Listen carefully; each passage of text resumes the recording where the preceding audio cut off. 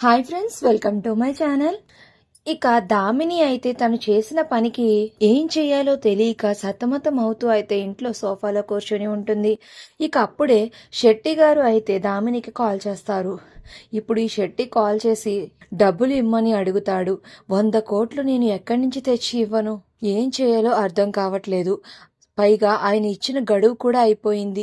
ఇప్పుడు నేనేం చేయను? అందరూ చిలక్కి చెప్పినట్టు చెప్పారు. ఇవ్వకుండా నేనే మూర్ఖత్వంగా ఎవరి మాట వినకుండా వెళ్ళిపోయాను. అందుకే ఇలా జరిగింది.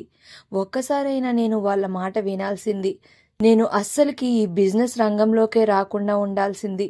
జరగాల్సిన నష్టమంతా జరిగిపోయింది. ఇప్పుడు నేనేం చెయ్యాలి అని దామిని అయితే సతమతం అవుతూ ఉంటుంది. ఇక అప్పుడే తనకి వేరే దారి ఏమీ లేకపోవడంతో ఇక కారులో అయితే రోడ్డు మీద డ్రైవ్ చేసుకుంటూ అలా వెళ్ళిపోతూ ఉంటుంది. ఇక అలా వెళ్ళిన తర్వాత ఒక కన్స్ట్రక్షన్ బిల్డింగ్లోకి అయితే వెళ్తుంది.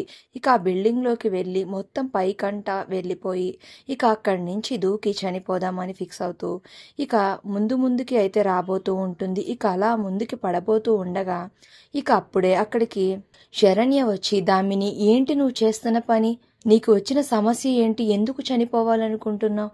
చావే ప్రతిదానికి సమస్య కాదు, పరిష్కారం కాదు అని అయితే శరణ్య అంటూ ఉంటుంది. మరి ఏం చేయను వదినా? ఇప్పుడు శెట్టి గారికి డబ్బు కట్టాలి, లేకపోతే ఆయన ఇంటి మీదకి వచ్చి గొడవ చేస్తారు.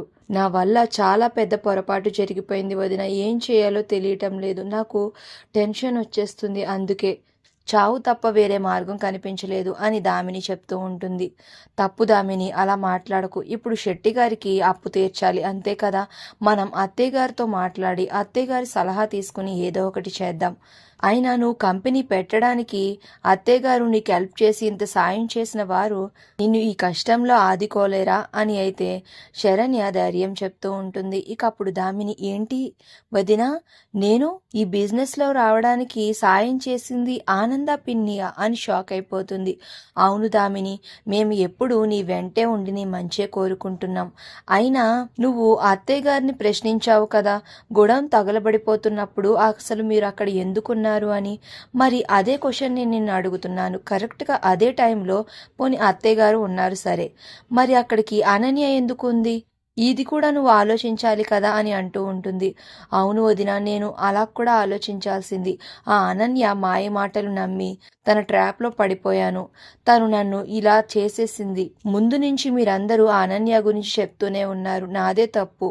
అనవసరంగా అనన్య మాటలు నమ్మి ఇంట్లో మిమ్మల్ని అందరినీ ద్వేషించాను. అనరాని మాటలన్నీ అన్నాను. నన్ను క్షమించండి వదిన అని అయితే దామిని మారిపోయి ఇక శరణ్యను కౌగిలించుకుంటుంది. ఊరుకో దామిని, పద మనం ఇంటికి వెళ్దాం అని కారులో అయితే దామినిని తీసుకుని వెళ్తూ ఉంటుంది.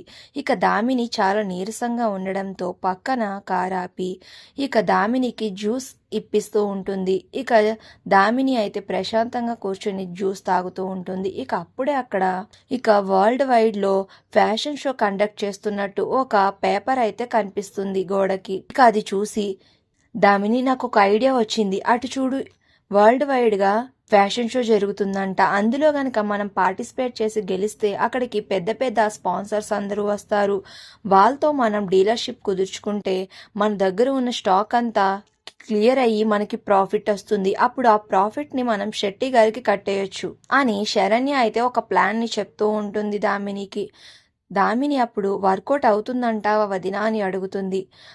గుండెల్లో నమ్మకంగా పెట్టుకుని మన వంతు కృషి మనం చేస్తే ఏ పనైనా ఖచ్చితంగా విజయం సాధిస్తాం. ఇక నుంచి ఈ ప్రాబ్లంని మేం చూసుకుంటాం, నువ్వు ప్రశాంతంగా ఉండు దామిని అని అయితే శరణ్య దామినికి ధైర్యం చెప్తుంది. మరి ఇక దామిని మారిపోయి ఇంట్లో ఉన్న వాళ్ళందరినీ ప్రేమగా చూసుకుంటుందా? మరి ఇప్పుడు ఈ ఫ్యాషన్ షోలో దర్శన్, శరణ్య ఇద్దరూ కలిసి పాల్గొని దామినికి ఉన్న కష్టాలు అన్నీ పోగొడతారా?